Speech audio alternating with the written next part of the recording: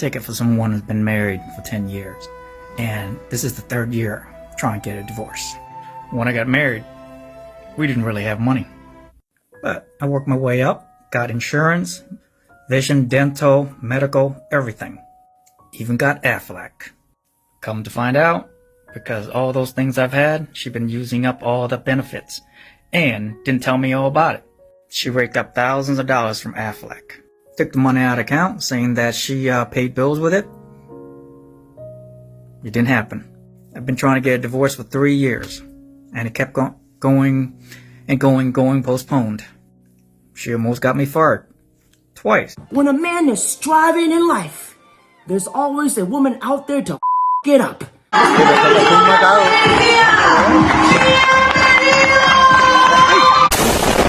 I work 64 hours a week. She works 24, and she has the nerve to ask me to work more hours. And of course, she wants to be clear of all debt, and she wants alimony, child support, everything. Tango down. Larry, name something a divorced man hopes his ex-wife will do. Getting ripped to shreds and devoured by a pack of hyenas. Larry, name something a divorced man hopes his ex-wife will do. Die. You son of a bitch.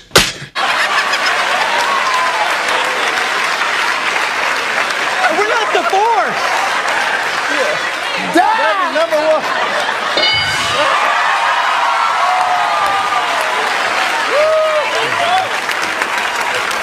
Now, gentlemen, before you get married to the woman of your dreams, the love of your life, I highly consider you watch this whole video because this video has potential to prevent you from walking yourself into a slaughterhouse and setting yourself into the shadow realms. This is a certified hood classic. To this day. To this day. If you're a guy and you've gone through divorce, this video may be hard to hear because it's true and completely unfair. When it comes to children, the family legal system is prejudiced against dads. How is it that dads go into mediation fighting for 50-50 for an equal chance of spending time with their kids, and women go in fighting 80-20? And we think that's somehow normal. It suggests that despite the move towards gender equality, men are still valued less as emotional providers and more as material providers, and have to suffer the emotional consequences on top of the already devastating financial consequences. This is the hardest thing for men after a divorce, and I am so sorry for your hurt if you have suffered this injustice. There is no greater pain than a threat to the bond between you and your children. There's a powerlessness to this that is just not right. Nobody deserves that, regardless of the reasons for divorce. I usually do not believe anything that bleeds 5 days straight and cannot die. But for the first time, this woman gets my cheek slang stamp of approval because no lies were detected. Because here's the thing, a woman will peer pressure a man into marriage, saying, where are all the real men? Where are all the nice guys that are looking for marriage? Like, where are all the real men that, like, hold the door open for you and, like, respect you? Like, where are those guys? Because I feel like if I knew where they were, I would, like, go there, you know, to find, like, a boyfriend, to turn into a husband. Many women will use these shaming tactics to pressure a man into marriage. But if you analyze this with an RP lens, a woman will peer pressure a man into marriage, but when ironically, she is the one who is most likely to divorce your ass. You've never been divorced, right? I have. You know, as soon as you enter it, you see right away that the whole thing is stacked against us. And this is, you know, it's just, you look into it if you don't believe me. I mean, believe you. You have to basically. I know many friends that have been I went divorced. through the mildest divorce. I mean, my ex-wife was as easy on me as you could be. But nonetheless, I ended up paying a lot more child support than she really deserved. And but not a lot. I mean, but it's a lot of men, right? Yeah. Yeah, you go into these courtrooms, and it's basically down to a judge. I have a friend who has to pay alimony for the rest of his life. Yeah. He was married for 12 years. He's been divorced for 14. He still has to pay his ex-wife He's married to a new woman. He has a new family. He didn't even have kids with this woman. He has yeah. to pay her forever. Yeah, forever. Imagine if they till had she dies. Imagine if they had kids. He f***ed her so hard she can't work anymore. Forever. How about that? That's a crazy law. There's a lot to say about that. But yeah, that's a very sexist law, by the way, because that law is implying that this woman is incapable of making it on her own. Thank you. By definition, it's anti-feminist. Because if you look at marriage at an analytical and statistical standpoint, when you get married, there is a 50% chance that you are going to get divorced. Now, to take this a step further, there is a 70% chance that she will initiate that divorce, which comes out to a total of, you have a 35% chance of her leaving you and divorcing you.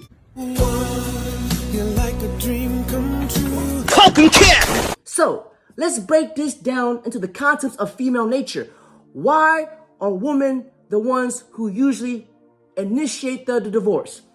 Because if you look at it through a female nature standpoint, women are never encumbered by loyalty and logic. It's only today's feelings that matter, which means a woman will get bored faster in a relationship, and a woman will tend to fall out of love faster in a relationship. Now, growing up, a woman was always taught that marriage was stability, but marriage is responsibility for a man. Now, to take this a step further, when you get married, which means a woman marries up, but a man marries down.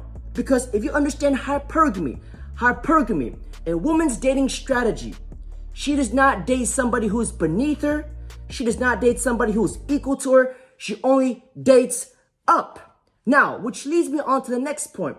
If she starts to make more money than you, and if you lose your job, you better best believe that you are the first thing smoking. You don't believe me? I have the evidence and the video to prove it. How did you guys get a divorce?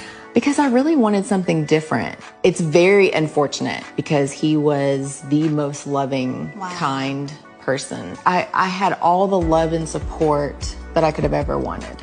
But I think I went through a period wanting money. Like I wanted to be with someone and be at a different level. And I saw him work all of the time. It's one thing to like work from like 4 a.m. to 10 p.m. at night, day in, day out, and still have no resources. And for me to work, do the same, and just want a different life. So, long story short, you wanted a different life and lifestyle than he was able to provide. And so you said, you know what, this, I'm out of here. I need more money. I was selfish and took advantage of a real unfortunate situation, which was he loved me and David unconditionally, completely unconditionally. And when you love someone like that, you really accept their flaws and you accept less than what you should. So really, I should have been a better wife. Every time we saw each other, like you knew that was your soulmate, right? Wow, I mean, so he was your soulmate. It's hard because I knew how he still felt about me. He just loved you. He really did. And you broke his heart. Oh. Now, gentlemen, keep this in the back of your mind, because if you decide to get married to the woman of your dreams, the love of your life, just be prepared to give up all your hobbies and your friends, because when you get married, you are expected to work full-time and support your wife, which leads me on to the next point. Marriage is pretty much like legalized prostitution. Just one is a whole lot cheaper than the other, because when you get married, your wife, the woman that you married, has total monopoly on sex, which means she can give it to you when she wants or not give it to you at all. Why? Because she does not need to work or earn your exclusivity because she knows that you married her. And second of all, she can use sex as a leverage in your marriage to manipulate you, to get you to do what she wants for her. Because here's the thing, in a marriage, money equals sex. No money equals no sex. Pretty much like legalized prostitution. We know our worth, we're gonna demand it, and if a guy can't live up to that, his ass can go, and your negative ass thinking can go too.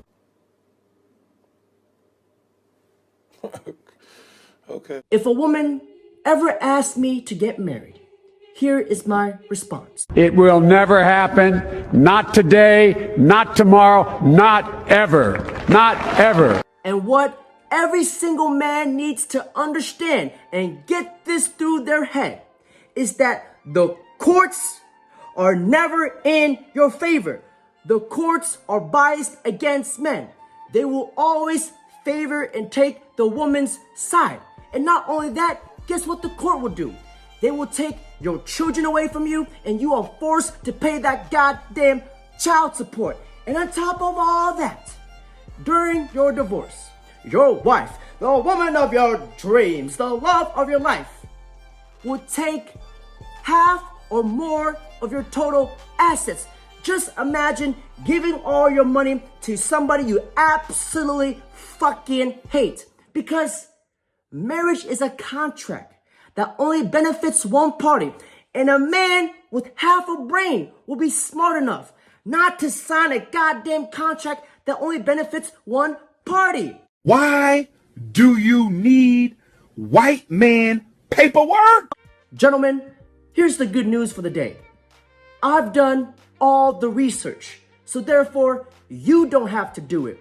And when you decide to get married to the woman of your dreams, the love of your life, just understand that the cons are going to outweigh the pros. Because here's the thing, when you decide to get married to the woman of your dreams, the love of your life, you are going to be spending quite a bit of money because you are expected to pay for the wedding ceremony, the invitation, the gifts, raising children, etc. And on top of that, you are expected to spend 20% of your earnings on the engagement ring. And you know what is even more fucked up? When you get divorced, she does not even have to return the engagement ring. You're like a dream come true. Fucking cat! And fellas, here's the thing.